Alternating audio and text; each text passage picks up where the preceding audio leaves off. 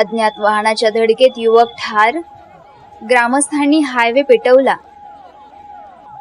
यवतमाळ येथील माळ मसोला फाट्याजवळ भरधाव अज्ञात वाहनाने दिलेल्या जोरदार धडकेत एका युवकाचा जागीच मृत्यू झाल्याची धक्कादायक घटना घडली आहे.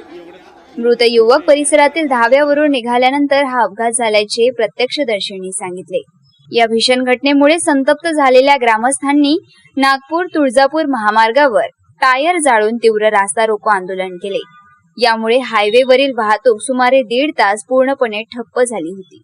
परिसरातील अवैध दारू धाबे तात्काळ बंद करण्यात यावे आणि दोषींवर कठोर कारवाई व्हावी अशी आक्रमक मागणी आंदोलकांनी केली. घटनेची माहिती मिळताच पोलिसांनी तातडीने घटनास्थळी धाव घेऊन ग्रामस्थांची समजूत काढली आणि वाहतूक पूर्ववत केली. पोलीस फरार वाहनाचा शोध घेत आहेत.